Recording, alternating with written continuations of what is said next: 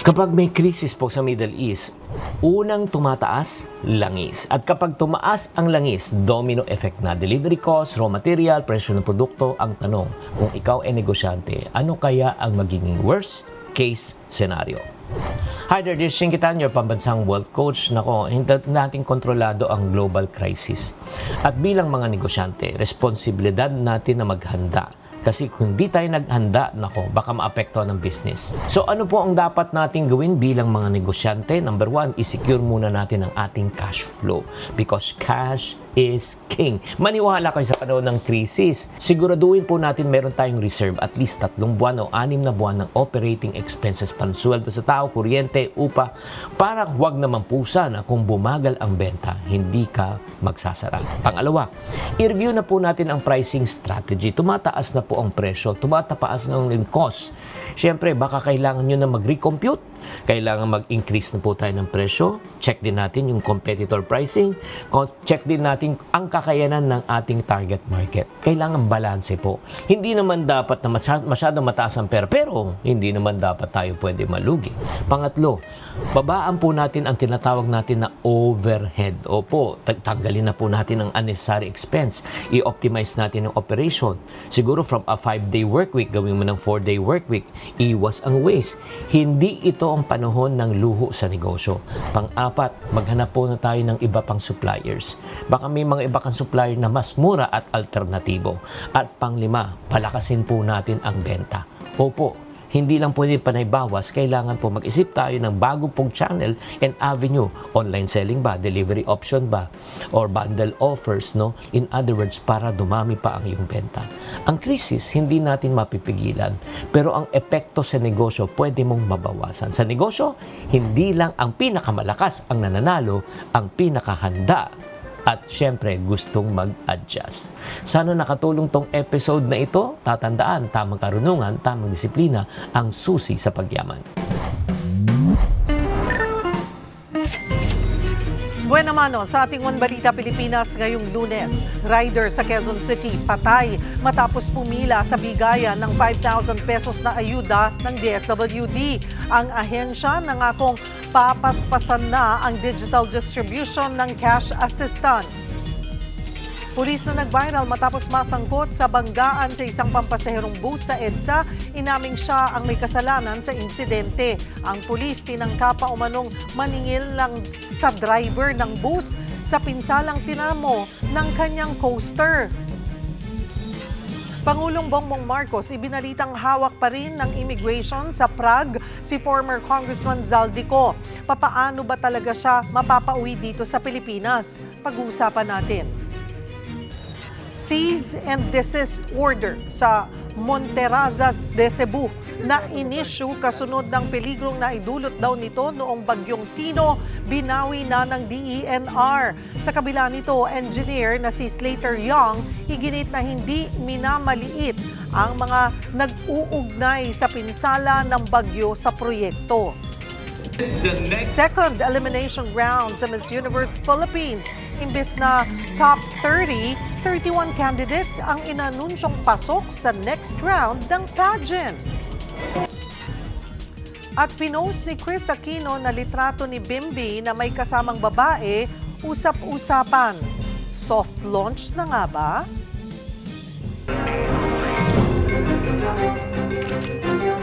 Magandang taghali, Luzon, Visayas at Mindanao. Thank you for joining us. Good afternoon sa mga nanonood. This has been like died. Ang uting utang, kumikita sa mga utang, kumikita. Dagsana ang mga paluwa sa kanilang mga probinsya. Hola! One Balita, Pilipinas!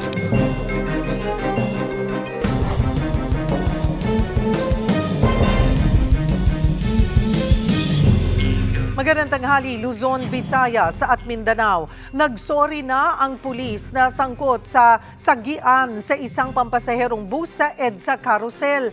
Habang sa isa pang aksidente sa Quezon City, patay ang pasahero ng modern jeepney na sumalpok sa isang poste. Magbabalita si Carol De Asa. Linggo ng hapon, nakunan sa CCTV na gumilid sa kasumalpok sa poste ang modern jeepney na ito sa barangay San Roque, Cubao, Quezon City. Sa isa pang CCTV, kita ang lakas ng pagkakabangga. Basag ang salamin ng modern jeep habang nayupi naman ang harapang bahagi nito. Ayon sa mga pulis, 22 ang sugatan, 6 sa kanila menor de edad pa.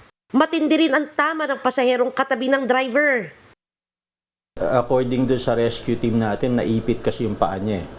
At saka siya yung napuruhan because ang pwesto niya ay nandun sa side ng driver, yung passenger side na driver. And yun yung mismong tumumbok or sumalpok doon sa poste. Hawak na QC traffic ang driver ng modern jeep. Hindi niya itinanggi ang pagkakamali. Nakatulog po ako ma'am, ng mga oras na po yun. Hindi ko rin po akalain na mapipikit po ako ng ganong katagat paggising ko po. Ayun na po yung nangyari sa akin. Humingi po ako ng pasensya niyo, hindi naman po gusto niyo nangyari at aksidente lang po yun. So far po may result na yung alcohol, negative naman siya. Yung drug test na lang po ang inaantay natin. Nahaharap ang driver sa reklamong reckless imprudence resulting in damage to property and multiple physical injuries. Police, hindi man lang busina. Hinarang ng PNP vehicle na yan ang isang pampasaherong bus sa Quezon City. Nagkasagian ang dalawang sasakyan sa loob ng EDSA busway. Kita pa ang pulis na lumapit sa driver. Galit na galit naman ang mga pasahero ng bus. Maraming witness, sir. Sir, nagmamadali po kami. Abala kayo. Ilang saglit pa, makikitang may tinawagan ang pulis. Mukha siya ng traffic tapos pakita ito sa CCTV. Parang tingnan natin kung may mali. Diba lane to? Nag-viral ang video na ito at umabot na sa hepe ng PNP. Sa paunang statement, dineploy daw ang PNP marked vehicle para sa libreng sakay nang masangkot sa minor collision sa EDSA northbound. Wala naman daw nasaktan. Pinag-report na ni Napolcom Commissioner Ralph Calinisan ang polis na sangkot sa insidente. At ngayong umaga, sinabi ni Calinisan na nagsorry na ang nasabing pulis. Inamin daw nito na siya ang nakadali sa bus. Nakatakda na siyang sampahan ng karampatang kaso ng Napolcom. Kapatid, para sa 1PH, Carol De Asa, News 5. Nagpaabot na raw ng tulong ang DSWD sa rider na nasawi sa gitna ng pagpila para sa 5,000 pisong cash aid sa Quezon Memorial Circle. Hinimatay ang 44 anyos na joyride driver noong Sabado ng hapon. Sinubukan siyang i-revive at dalhin sa ospital pero idiniklarang dead on arrival. Meron na umanong iniinom na maintenance ang rider. Hirit naman ng isang riding group, sana ay sa digital wallet accounts na lang kasi ipadala ang ayuda sa verified na beneficiaries para maiwasan ang hassle sa mahabang pila. Sana ginawa na lang nila. Lahat naman po kami may GCash app eh. So pumapasok po yung mga top up namin na tinatawag. Dapat doon na lang nila pinadala. Kasi verified naman po kung active ang rider. Papasok naman po yun doon. Doon na lang sana nila pinadala. Para hindi na po pipila. Humihingi ng sapat na panahon si Pangulong Bongbong Marcos na mapauwi si former Congressman Zaldico. Para sa update, magbabalita live mula sa palasyo si Mobile Journal Julie Baiza. Julie, ano ang ibinigay na update ng Pangulo tungkol kay Zaldico?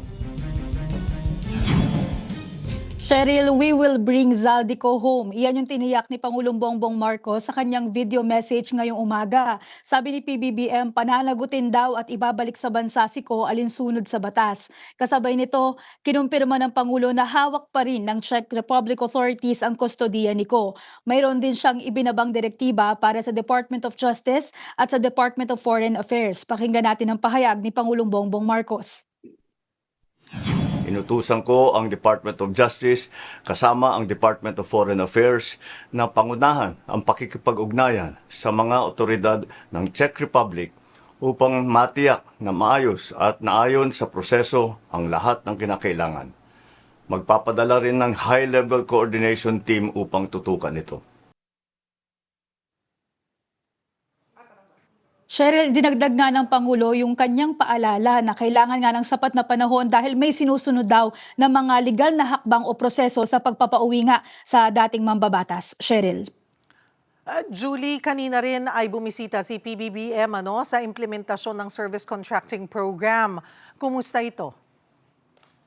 Tama, Cheryl, kaninang umaga, personal na ininspeksyon ng Pangulo yung implementasyon ng Service Contracting Program dyan sa Cubao sa Quezon City. Sa ilalim nito, yung national government yung magbabayad sa mga PUV operators at drivers. May itinakdang bayad sa kada kilometrong takbo, depende kung bus, modern o traditional jeepney o UV yung unit na tumatakbo. Yung mga commuter naman na sasakay dyan, mabibigyan ng 40% discount para sa mga estudyante, PWD at senior citizens. 20% naman para sa regular passengers. Ang sabi ng Pangulo, malaking tulong pa rin yan at tuloy-tuloy pa nga yung ibinibigay na tulong para sa mga driver at sa mga commuter. Cheryl. Nitong weekend din, mismong si Pangulong Marcos yung nag-anunsyo ng big-time rollback sa langis. Magkano na raw ang magiging rollback? Cheryl, asahan nga raw yung malawakang rollback na ipatutupad ngayong linggo. Para sa diesel, 24.94 per liter ang mababawas. Ang gasolina, 3.41 per liter. Habang yung kerosene naman, 2 piso kada litro. Ang sabi ni PBBM, welcome relief daw yan para sa lahat. Pero lalong-lalo na daw sa mga driver at sa mga commuter na araw-araw ngang nagbabiyahe at kinakailangan nga gumastos sa kanilang transportasyon. Cheryl. Nauna nang sinuspindi ng Pangulo ang excise tax sa langis na malamang ay makakabawas sa pondo ng pamahalaan. Paano raw masisiguro na magtutuloy-tuloy ang ayuda? Yeah, Cheryl, sa ngayon tuloy-tuloy pa rin yung pamamahagi ng relief or ng cash assistance ng Department of Social Welfare and Development. Sa katunayan, kaninang umaga dapat nga dadaluhan ng Pangulo yung payout sa Quezon Memorial Circle. Doon naman special payout yon para sa mga TNVS drivers na nawala sa listahan o may maling spelling kaya hindi nakuha yung kanilang ayuda nung mga nagdaang payout. Kanina banggitin ko na rin, nasabi doon ni DSWD Secretary Rex Gatchalian na nabigyan din ng sapat na tulong yung pamilya ng motorcycle taxi rider na nasawi habang naghihintay sa payout o cash assistance kahapon. Ang sabi ni Gatchalian, mismong siya yung pumunta sa ospital na pinagdalhan dito. Hindi naman niya nasabi kung ano yung cause of death dahil hindi raw niya mismong nakausap yung doktor. Sa ngayon, tuloy daw sila sa pakikipag-ugnayan sa pamilya at naibigay na nga ng ahensya yung medical at burial assistance para sa kanila. Kasabay naman yan, Cheryl, ipinaliwanag din ni Gatchalian kung bakit nga ba mano-mano pa rin yung ginagawa nilang payout gayong may mga e-wallets naman yung mga TNVS driver. Kailangan daw kasi una na matiyak nila na totoong driver yung nasa listahan at nakarehistro talaga yung pangalan nila sa TNVS. Pero ngayon na mataas daw yung confidence nila doon sa listahan at na-verify na, gagamit na raw ng e-wallets ang DSWD sa pamamahagi ng tulong para sa mga TNVS riders sa mga susunod na rounds ng ayuda para sa kanila. Cheryl. Maraming salamat for the update. Mobile Journal, Julie Baiza. Kinumpirma rin ng DILG na nakakulong pa rin sa Immigration Detention Facility sa Prague, Czech Republic si dating Congressman Zaldico. Walang extradition treaty ang Pilipinas at Czech Republic kaya hindi pa malinaw kung paano siya iuuwi dito sa Pilipinas matapos mahuli doon dahil sa kakulangan sa dokumento. Posible rin daw kasuhan doon si Ko dahil sa illegal entry. Una nang tinawag na fake news ni Attorney Harry Roque ang pagkakaaresto kay Ko. Pero mismong si PNP Chief General Jose Melencio Nartates ang nagkumpirma sa pagkakaaresto sa dating mambabatas. Wala pang pahayag ang abogado ni Ko tungkol dito. Ang NBI naman, nakaantabay na ring tumulong sakaling mailipat sa kustodiya ng Pilipinas ang dating kongresista. Kami naman doon sa NBI, we'll just await for the direction of the higher authorities. In this case, this will be DOJ, the Department of Foreign Affairs, and other agencies that will be tasked by the President. Kung ano yung maging tasking sa amin ng DOJ or ng higher authorities, ang NBI naman will be always ready to respond to the call of duty. Para pag-usapan yan, magkakasama natin ang international law expert at Vice Chancellor ng LaSalle Bacolod na si Attorney Ralph Sarmiento. Magandang tanghali po sa inyo, Attorney Sarmiento. Salamat po sa oras. Yes, magandang araw, Cheryl. Thank you. Attorney, eto, gusto nating mapaintindi sa mga kababayan natin dahil magmula nung unang lumabas ang balita, anunsyo ni Pangulo, I think that was Thursday night, talagang siyempre ang lahat ng mga kababayan natin nabuhayan ng loob at hinihintay na gaano kabilis mapapauwi sa bansa si former Congressman Zaldico. Pero masalimuot, medyo mahaba, kailangan maintindihan yung proseso, hindi po ba, attorney? So yun ang gusto natin na maipaintindi sa aming lahat na hindi nakakaintindi pa ng proseso, international law about this. So magkakaiba yung lumalabas na impormasyon sa kaso ni Zaldico. May nagsasabing may Interpol red notice, may nagsasabing wala. At may bersyon ding posibleng border incident lang ito sa Germany. Sa latest update naman po mula kay Pangulong Marcos, ngayon lang umaga, nananatili naman daw si Ko sa kustodiya ng Czech Republic at patuloy yung koordinasyon nga para sa kanyang pagbabalik. Sa ganitong magkakaibang ulat, Attorney Sarmiento, ano po ba yung tamang proseso sa ilalim ng international law? Number one, multi-dimensional ang issue na to, no? Na number one, it has a local dimension because there's a criminal case in the Philippines. So parang we're looking after him, looking for, looking toward his surrender to be brought back to the Philippines. Now, apparently, may conflicting news whether it was an arrest or whether it was merely a border incident. Parang ang clear sa mga reports is that he's now being held in detention sa Czech Republic after he attempted to parang cross-border to Germany, and I think he was not allowed or he was refused entry in Germany for lack of documentation. Apparently wala siyang dalang mga passport, and we all know na canceled na yung passport niya, so naturally wala siyang dalang passport. Now, may mga aspect din na nagsasabi na parang may golden visa daw siya issued by Portugal. But we must also understand na yung golden visa is not a passport. It does not make you a citizen of Portugal. It only gives you parang temporary residency, which can be converted later into a citizenship or a permanent residency, subject din sa kanilang mga requirements or guidelines for naturalization. Now, if he is being detained as a border incident, which I suppose ganun yung nangyari kasi apparently they were crossing border daw on board a vehicle, on board a car, and then wala silang, siguro parang na-spot check siguro, random check, wala silang mga dalang travel documents.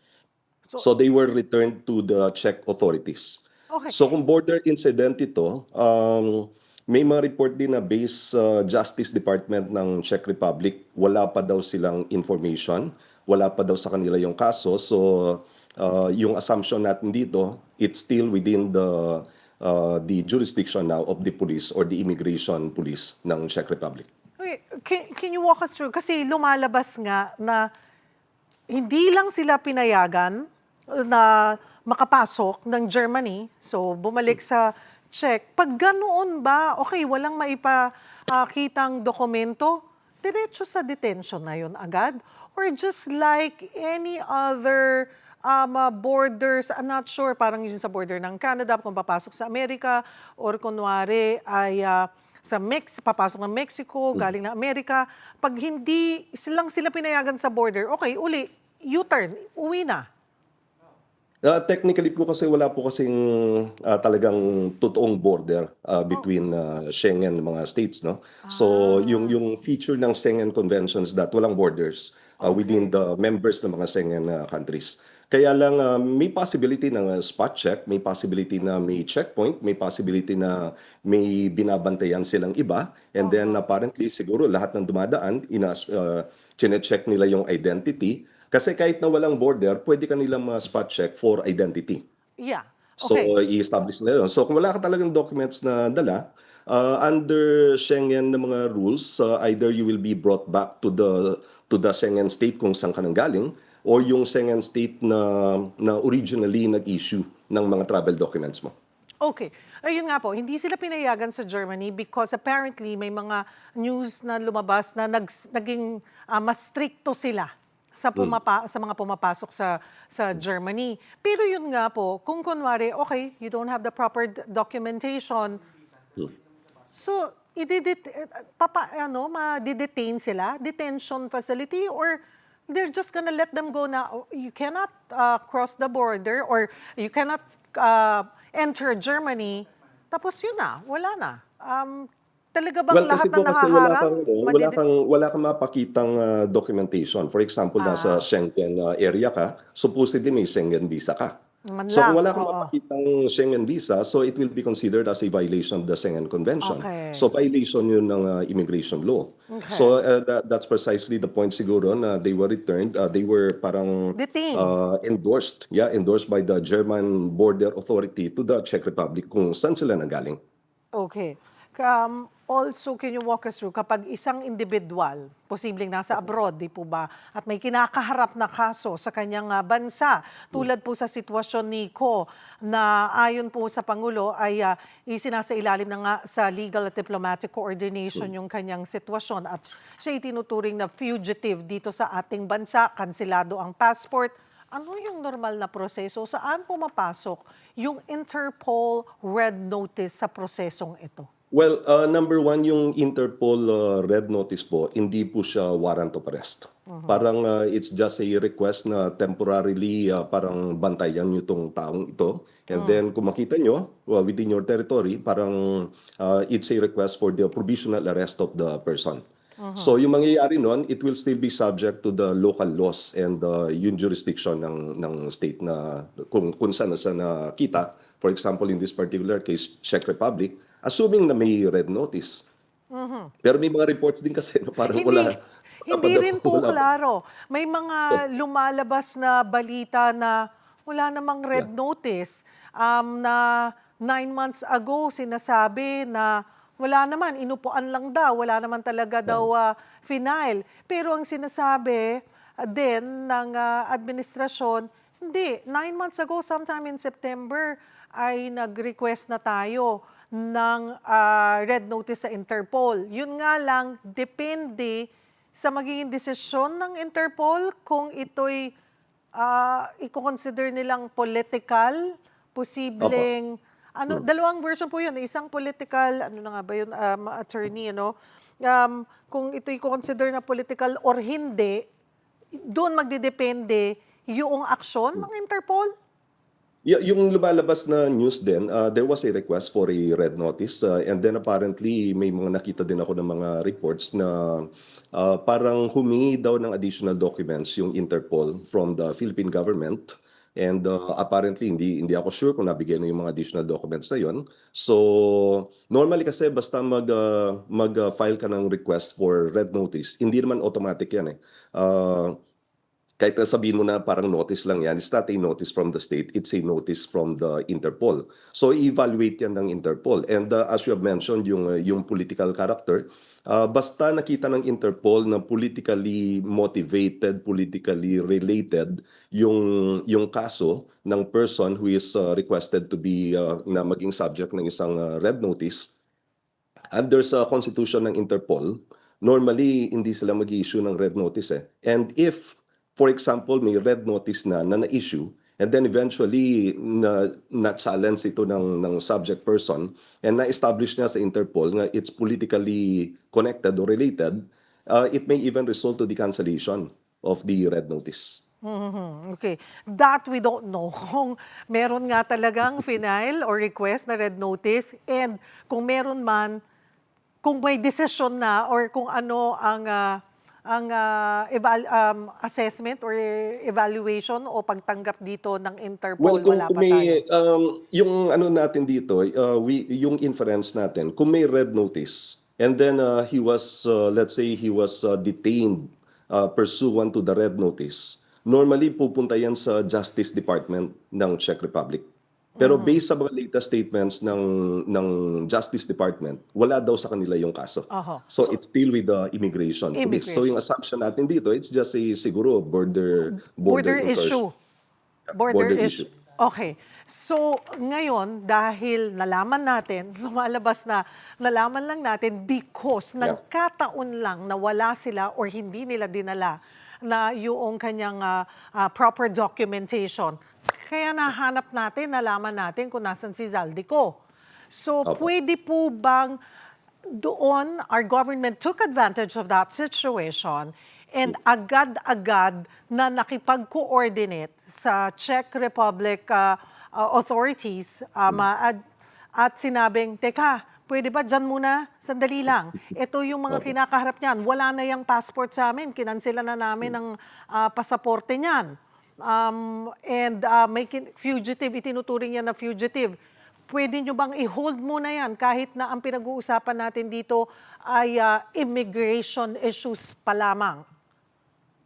Technically po, yun actually yun yung pinakamabilis na route or remedy na pwedeng tingnan ng Philippines, yung diplomatic channel. Kasi in the first place wala tayong extradition treaty with the Czech Republic. So hindi tayo pwede mag-request ng extradition. Or kung magre-request naman tayo ng extradition, it will be denied, but prerogative din ng Czech Republic na mag-deport ng tao. So it can be subject to a diplomatic negotiation between the two states. Na yun na nga ang sinasabi po ng Pangulo na hindi ganon kadali yung magiging proseso o ganon kabilis because nga it's government to government. So since, ayun na-mention nyo rin po, no extradition treaty sa ang Pilipinas at Czech Republic, makakaapekto, paano yung makakaapekto sa proseso? Though sinabi nyo na okay, no extradition, pero pwedeng ipa-deport yan ng Czech Republic. So kailangan maging maganda yung pag-uusap. Yung basic difference kasi, basta may extradition treaty, it becomes a matter of obligation on the part of the state having him in custody. So in this particular case, kung walang extradition treaty, so you cannot demand as a matter of treaty obligation. So you can only request. So you can request through diplomatic channels, negotiation, na for him to be brought back to the Philippines or to be surrendered to the Philippines because he's facing prosecution. And another aspect na pwedeng gamitin ng Philippine government actually is and it's not being mentioned by sa mga news, yung UNCAC. Yung alin po? Yung Nations Convention Against Corruption. Kasi po yung Philippines, both the Philippines and the Czech Republic are signatories, parties to the UNCAC, United Nations Convention Against Corruption. And normally basta sa UNCAC, kasi yung case na to related to sa graft and corruption. So they can use the provisions of the UNCAC na parang may mga obligation din yung mga member states to cooperate, collaborate, to ensure that persons facing charges for graft and corruption will face prosecution and punishment eventually if they are found guilty. Kaya kanina po sa huling statement ng Pangulo sa kanyang video message ay ayun nga pangungunahan nito ng DOJ at DFA at sinabi niyang magpapadala ng high-level coordination team upang tutukan ito. So ito na yung diplomatic channels na ang paiiralin. Opo, kasi if they will not use the diplomatic channel, medyo delikado rin kasi may mga possible remedies din na baka i-take ni ni Congressman Zaldico. For example, under Czech law kasi basta border incident yan, normally you will be given notice for voluntary exit. So, and then, pwede mo rin ma-challenge yan by filing a parang appeal in court. Now, if he appeals yung removal order, so that can further delay the proceedings. And then, of course, yung another aspect pa, yung possibility na mag-file sa ng asylum. So, kung mag-file sa ng asylum, it will, again, further complicate the matter. Pero, kung makakauna yung diplomatic negotiation, and then fruitful yung diplomatic negotiation na hindi pa naka-move forward if ever na magplano siya ng application for asylum. So basta makauna lang yung diplomatic negotiations and then they can come up with an agreement to surrender him or to return him to the Philippines. So I think that's the best move for the Philippines moving forward. But while he is in custody, si Zaldico, nasa kustodiya ng Czech Republic, when you say in custody, kasi yun pa yung word ng Pangulo nananatili siya sa kustodiya ng Czech Republic. So yung mga tanong ng tao na hindi kami mga abogado, Custody na nakadetain or custody lang na nandun siya sa loob ng Czech Republic na could still go around or roam around? Well, dalawa pong possible interpretation yan when we say in custody. May tinatawag po tayo na actual custody na detained ka talaga, nasa jail ka, nasa imprisoned ka. Pwede rin sabihin mo na when you say in custody, in legal custody. Meaning to say you are under their disposal.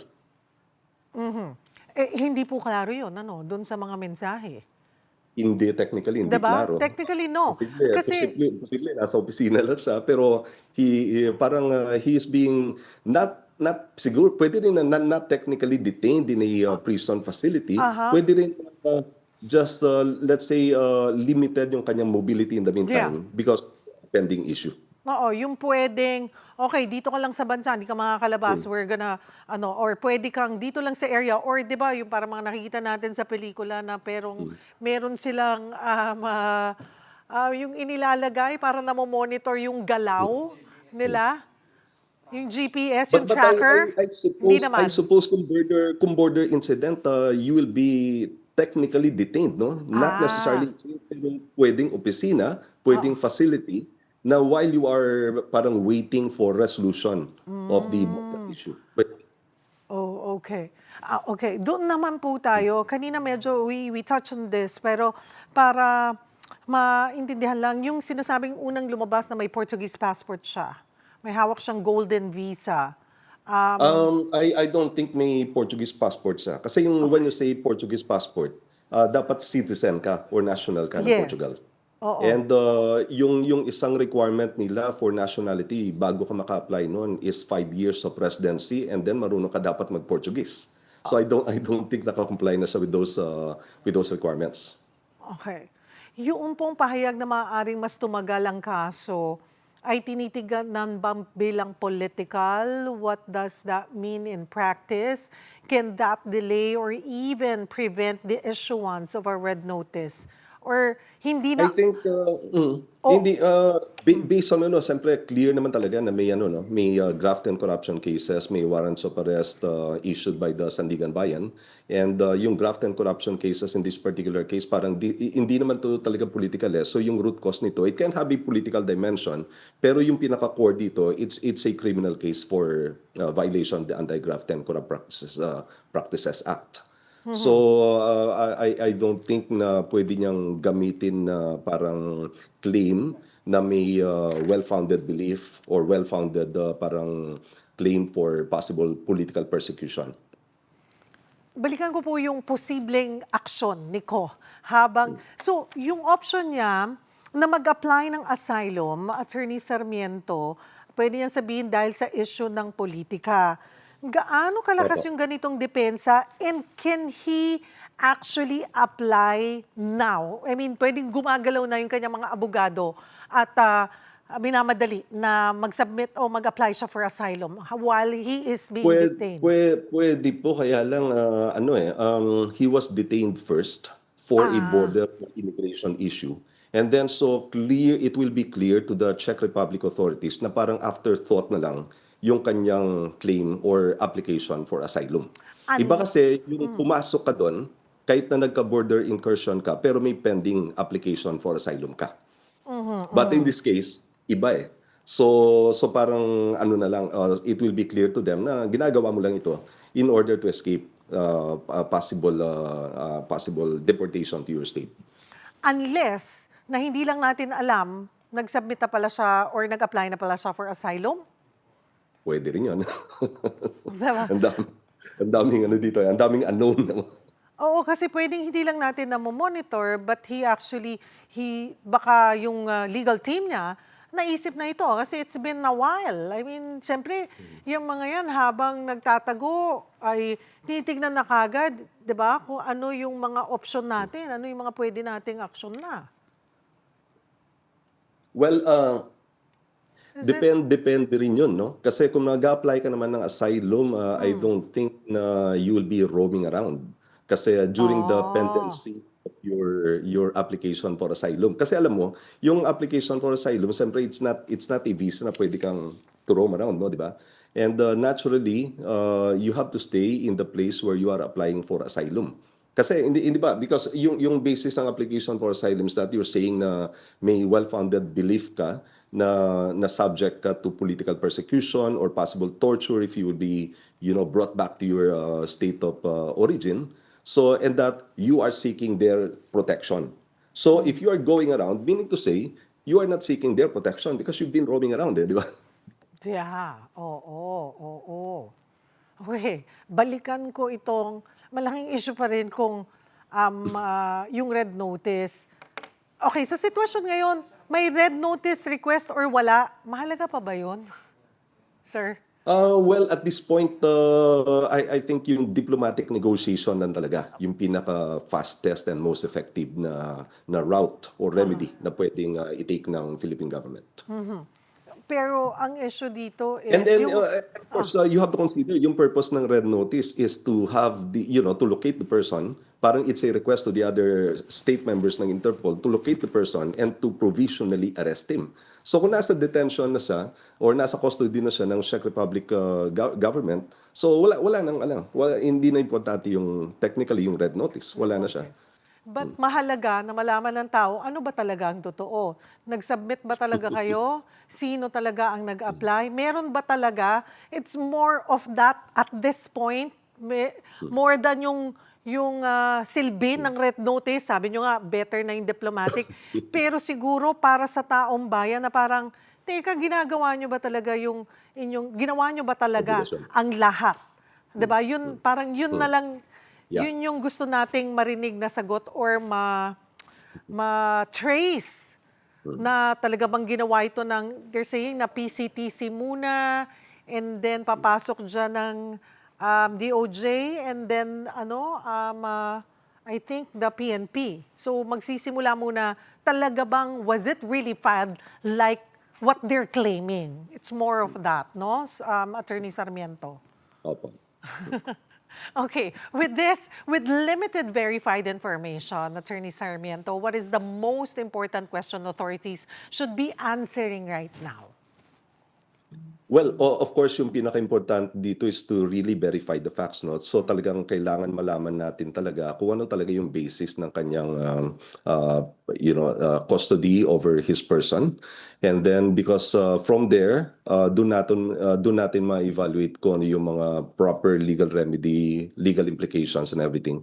So kung hindi natin alam kung ano talaga yung kanyang situation, the reason for his detention, so mahirap kasi lahat parang mga guesswork lang yung ginagawa natin. It's just scenario building and then we're evaluating yung legal implications based on the possible scenarios. Okay. Pero one thing is sure kung talagang we assume na totoo na nasa custody na siya ng Czech Republic government. Yung isang importanteng message dito siguro is that yung mundo ngayon ay talagang lumiliit na for fugitives, especially because of international cooperation and yung digital world ngayon na mabilis yung cooperation between the states, no? Mabilis yung transfer, yung relaying of the information. So, and of course, namamasyal ka lang, pwede kang kunan ng picture and then pwede nang ipadala. Yes, yun. I was gonna ask, since nag-uusap pa, although diplomatic, pwede ba yun na mag-request lang yung ating pamahalaan? Can you give us at least a photo para lang magamit or yung proof of life? Proof of life. Oo. Pwede ba yun? Pwede siguro. Pwede. Technically pwede. It's just anyway, it's just a request. Walang nababiolate na karapat. Kasi may karapatan pa rin naman itong si Zaldico. Yung kanyang, so walang mababiolate doon? Well, kung picture lang naman, kasi yung question dun sa privacy issue naman is just a reasonable expectation of privacy. So for example, kung nandun ka, it's just for purposes of establishing kung talagang nandun ka in their custody. So wala naman sigurong reasonable expectation of privacy doon. But of course, if through diplomatic channel may official confirmation on the part of the Czech Republic na they're holding him in their custody or at least legal custody, I think that would be enough naman. Yeah, I don't think also the president would even, di ba, do a video message Selfie. or no, something. without even confirming it na talagang walang ano. Yeah. Kasi syempre kanya-kanyang version yan. Of course. Sinasabing hindi naman totoo yan, walang ganyang balita. But base po, okay, kung yun ang nakikita nyo ang pinaka-best and mukhang yun ang ginagawa po ng ating pamahalaan, ano, diplomatic channel. Oh, yun talaga yung pinaka ano. Okay. The best and the fastest possible remedy. Okay, sinabi ng Pangulo, to quote him, kaya't kinakailangan ng sapat na panahon upang maisagawa ang tama. We will bring Zaldico home and we will do so in accordance with the law. He will answer to the Filipino people. Ang tanong, base sa batas ng Czech Republic, gaano siya katagal maaaring ma-deport? Well, yung normal na deportation route kasi, as I've mentioned kanina, normally bibigyan ka ng exit window to voluntarily exit. Now and then pwede ka mag-challenge noon sa judicial authority. So normally that takes siguro mga yung 1 to 3 weeks is actually reasonable for deportation. Pero it can be pwede ma-expedite yon through diplomatic negotiation. Kasi prerogative kasi ng Czech Republic or any state to deport anyone. So parang kanilang sole prerogative yon. And they can actually, kasi yung immigration law nila, yung ultimate na result ng violation of immigration laws is also deportation. So if they can fast-track deportation because being request and then they agree to the request, it's their prerogative actually. Kung makikita natin yung relationship, kung magbabasehan natin, kasi depende rin yan sa relasyon ng dalawang bansa eh. Oh yeah. Maganda Yeah, naman, yeah. maayos naman po ang relasyon natin Well, sa wala Czech. naman akong makitang reason no na parang may crack in the relationship between the Philippines and the Czech Republic. So siguro by reason of committee, committee between states, I think okay naman yung relationship natin. Again, panghuli na lamang po, Attorney Sarmiento, we're using the diplomatic channel, yun yung inyong assessment, yun ang inyong tansya ngayon na ginagawa, aksyon, hakbang ng pamahalaan. Saan dapat tayo o maging maingat ang pamahalaan para magtuloy-tuloy yung maayos na pag-uusap at pagde-deport dito ni Zaldico? Saan tayo dapat maging maingat na baka magkamali at maunsyami pa ito?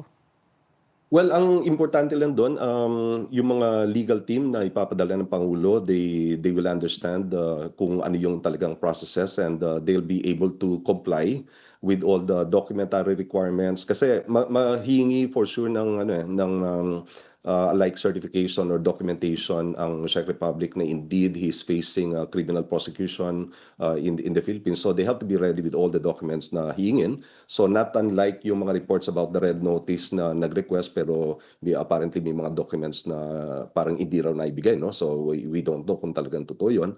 Pero ganoon. So we just have to be sure about all the documentation in order to ensure na talagang walang hiccups yung process. Marami pong salamat. Marami po kaming natutunan. Attorney Ralph Sarmiento, International Law Expert at Vice Chancellor ng LaSalle Bacolod. Magandang tanghali po. Susunod, Engineer Slater Young nagsalita na matapos bawiin ang cease and desist order sa Monterazas de Cebu. Yan at iba pa sa pagbabalik ng One Balita, Pilipinas.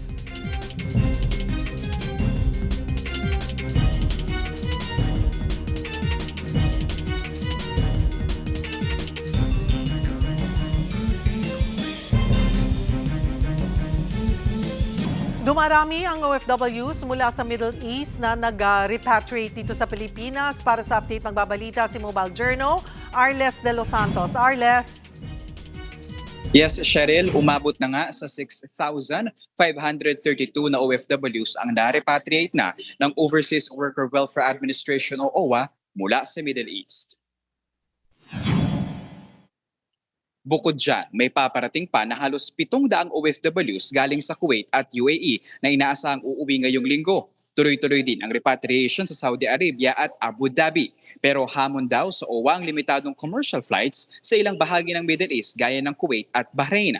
Kaya tuloy-tuloy ang pagplansya ng ahensya sa chartered at commercial flights. Cheryl, ang lahat ng yan ay pinapaspasa na ng ating pamahalaan lalo't na may meligro na magkagulo muli sa Middle East lalo pa at muling sinarado ng Iran ang Strait of Hormuz. Yan muna ang latest. Cheryl. Maraming salamat, Mobile Journal, Arles de los Santos. Target palawigin ng TESDA ang mga programa para sa mga na-repatriate na OFWs mula sa Middle East. Para bigyan ng mga balita, Mobile Journal, Fatima Baduria. Dalawang bagay ang pinagsisikapan ng TESDA ngayong patuloy pa rin ang krisis dulot ng gulo sa Middle East. Yan ay ang pagbabalik ng mga OFW galing doon at ang kinakailangang pagtitipid sa enerhiya. 8,000 scholars, ganyan karami ang handang kunin ng TESDA mula sa mga OFW na babalik mula sa Middle East. Iba't ibang pwedeng pangkabuhayan ang pwede niyong aralin dito. At alam niyo naman, pag may TESDA certificate, legit. I think nasa ano pa lang mga 2,000 something pa lang ang nag-a-avail talaga. So yung natitira po ay nag-iisip pa kung ano pong landas ang kanilang pupuntahan. As they come back, nakaano ho yan, nakaparallel po yan sa hiling naman ng DMW. So as they repatriate, so we give more certificates of commitment, as they're called, more vouchers for them. Alam ng TESDA na marami sa mga umuwing OFW hindi pa desidido sa tatahaking trabaho. Tutulong. We need to be a little bit better in rolling out what really is a kind of advising, a career advising modules na sa ngayon, sa totoo lang, ginagawa pa. By May po, yung amin pong bagong tool to help diagnose and assess attributes and aptitude, Sinisikap din nilang makatulong sa krisis sa kuryente kaya balak na rin ng TESDA na magpalagay ng solar panel sa mga training facilities. Sa totoo lang, TESDA rin po ang nagtuturo ng tinatawag nating photovoltaic installation and maintenance. So kami rin po ang pinapanggalingan ng training ng mga workers at technicians na nag-i-install po ng solar panels. Kaya siguro it's about time na kami rin sa aming sariling facilities, ang magpatayo ng solar. Mga kapatid, Mobile Journal Fatima Baduria po, hatid ang mukha ng balita. Nagsalita na ang celebrity engineer na si Slater Young kaugnay ng pamabatiko sa kanilang proyekto sa Cebu na Monterazas. Sa video statement, binigyan din ni Young ang pag-aaral ng University of the Philippines kung saan lumabas na hindi nagdulot o nagpalala ng baha ang kanyang proyekto. Nakikiramay daw si Slater sa pagdadalamhati ng mga namatayan noong Bagyong Tino.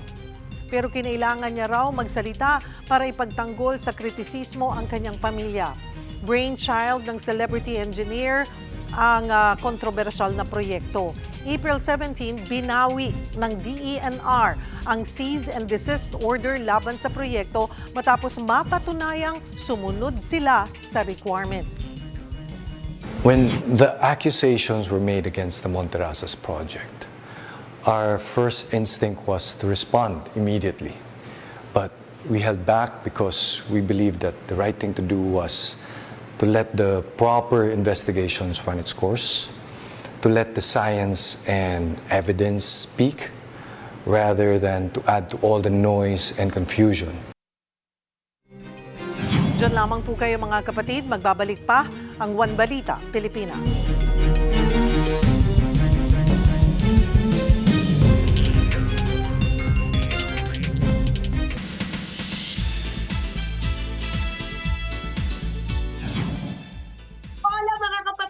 Damang-dama ang Pinoy Pride sa Weekend 2 ng Coachella habang ang fan si Chris Aquino pinusuan na ang mystery girl ni Bimbi.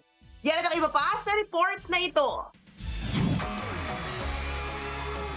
Hindi makamove on ang Bloom sa second weekend ng Bini sa Coachella.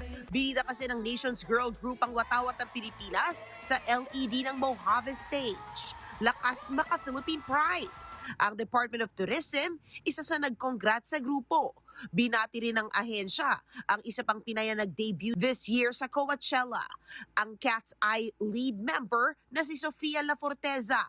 Nakasama naman ni Sofia at iba pang Cat's Eye members ang Pinay dancer na si Niana Guerrero. Sabay-sabay silang napa-pinky up habang nasa Coachella. Sinimula naman sa makulay na fireworks display ang wakas at simula the trilogy concert finale ng SB19 sa SMDC Concert Grounds kagabi. Pasabog agad ang performances ni Pablo, Josh, Ken, Justin at Stel sa hit songs nilang Damn,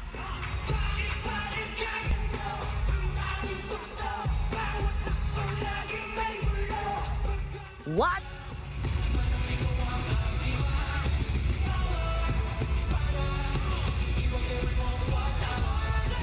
At Gento.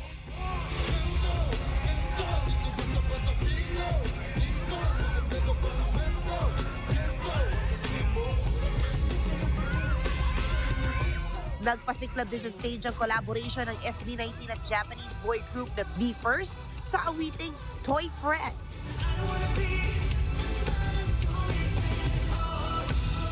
Ipinakilala na rin ang mga artist na minamanage ng SB19 under 1Z Entertainment, sina J2Z at new P-pop girl group na Sonera. Naging emosyonal naman ang Kings of P-pop nang balikan ang kanilang pagsisimula. Halo-halo na rin po with all the pressure, yung nervous po before mag-start yung show. Nagsama-sama na and seeing yung kinalabasan niya, yung lahat ng pagod, nawala siya, napalitan ng pasasalamat sa lahat ng taong bumuo. Kaya para sa Solid 18, sulit ang pagpunta. Gusto ko yung mga kanta nila, makatotohanan. SB builds family and connection and love. Nagpasalamat naman ang SB19 sa lahat ng dumalo at sumuporta sa kanila worldwide. Nakikita mo yung mga tao pumupunta na talaga dito. If we could produce these kind of shows, people will come to us, di ba? So, kung makikita yun ng mga, siguro investors, businesses, kung ano yung kayang gawin ng Pinoy or pwede silang mag-risk kung ano yung pwede natin makuha. Let's support. Abangan ang SB19 sa Summer Sonic Festival sa Tokyo at Lollapalooza sa Chicago.